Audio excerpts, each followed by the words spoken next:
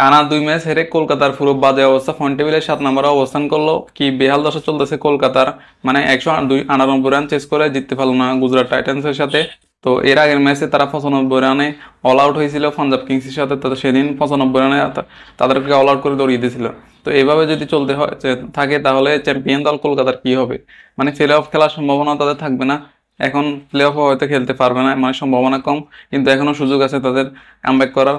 তারা ডিককে বসিয়ে গুরবাজকে নামানো হয়েছে গতকালকে, কিন্তু লাভ কি হলো, ডিককে বসিয়ে গুরবাজকে দিয়ে গুরবাজ কি করলো এটা, মানে 4 বল খেলে 1 রান নিয়ে আস্তে করে আউট হয়ে গেছে, মানে এলবি খেয়ে গেছে ধরা একদম।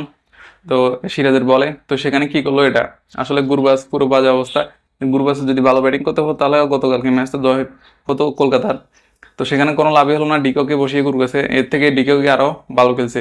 তো সেখানে রাশিদ খান আস্তে করে আউট করে দিছে। তো আস্তে আস্তে সবাই out, Moeen Ali golden duck নিয়ে নিছে আপনার। তো আন্ডার রাসেলও তেমন একটা পারে নাই, পুরো বাজে অবস্থা চলতেছে কলকাতার। আসলে সুনীল নারায়ণ অনেকক্ষণ চেষ্টা করছে কিন্তু পারে নাই, রাশিদ খান আস্তে করে দিছে আউট করে। তো বিষয় হচ্ছে যে এইভাবে যদি খেলে তাহলে কলকাতার প্লে অফ খেলা অনিশ্চিত হয়ে যাবে, এবং কি গুজরাট টাইটান্স হচ্ছে এবার পয়েন্ট টেবিলে 1 নম্বরে, এবং তারা একটানা ম্যাচ জয় করতেছে। তারাই এবার মনে হচ্ছে শক্তিশালী দল, আর তারাই এবারে হয়তো ফাইনাল ম্যাচ খেলবে। তারা মানে তাদেরকে থামাতে কেউ কোনো দল পারতেছে না, তারা 1 নম্বরে অবস্থান করেছে, 1 নম্বরে রয়ে গেছে তারা। সেখানে এখন দেখেন কলকাতাও তাদেরকে হারাতে পারতেছে না। আর এর আগের ম্যাচ তো ইজি ম্যাচ, জেতার ম্যাচ হেরে গেছিল কলকাতা, সেখানে এখন সব মিলিয়ে তারা টানা 2 হার 7 নম্বরে পয়েন্ট টেবিলে। এরপরে আরেক ম্যাচ হারলে চলে যাবে 8 নম্বরে, তাদের পুরো বেহাল দশা চলতেছে। তো এইভাবে খেললে শাহরুখ খানের মাথায় হাত হয়ে যাবে, মাথায় হাত দিবে সে, এছাড়া আর কোনো উপায় নেই। চ্যাম্পিয়ন দল কলকাতা গত আসরে কত ভালো খেলছে, আর এই আসরে পুরো বাজে অবস্থা চলতেছে। আসলে ব্যাটিং ব্যর্থতার কারণে কলকাতা বারবার হেরে যাচ্ছে। এর আগের ম্যাচও ব্যাটিং ব্যর্থতা, 95 রানে অল আউট। তো তাদের এই ব্যাটিংটা ঠিক রাখতে হবে, আসলে কি করবে তারা নিজে বুঝতেছে না। ডিকোকে বসে গুরবাজকে সুযোগ দিল তাও পারতেছে না, ডিকোকেও তেমন ভালো করতে পারতেছে না। তো সেখানে তাদের ব্যাটিংটা আসলে কলকাতার ঠিক করতে হবে, না হলে এভাবে হারলে এবারে প্লে অফ খেলা সম্ভাবনা কমে যাবে। গুরবাজের জায়গায় যদি আমাদের লিটন দাসকে নিতে হয়তো সে আরো ভালো খেলতে পারতো, তো তাকে নেনে আর কি করার। কথা হচ্ছে লিটন দাস আরো ভালো খেলতো গুরবাজের জায়গায়, একে নিয়ে আসলে এক প্রকার বলে করেছে।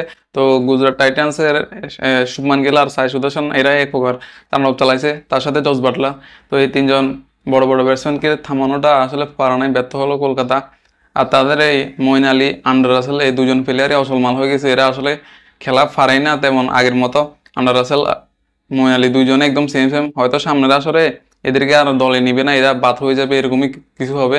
কারণ এরা একটা সময় আসলে ভয়ঙ্কর প্লেয়ার ছিল, শক্তিশালী প্লেয়ার ছিল, কিন্তু এখন সে আগের ব্যাটিং অ্যাকশন পাওয়ার হিটিং সেটা এখন এরা দেখাতে পারতেছে না, ব্যর্থ হচ্ছে। গতকালকে মইন আলী যদি ব্যাটিং তাণ্ডব চালাইতো তাও ম্যাচটা অন্তত জয়ের সম্ভাবনা থাকতো। রিঙ্কু সিং এরা আসলে চেষ্টা করছে, লাস্ট আর কি করবে, বল বেশি রান বেশি বল কম, তো সেখানে আর পারা নাই, ব্যর্থ হলো উইকেট হারিয়ে যাওয়ার কারণে।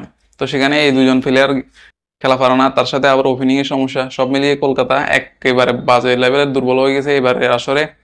হয়তো এবারে প্লে অফ খেলাও সম্ভাবনা কমে যাবে কলকাতার।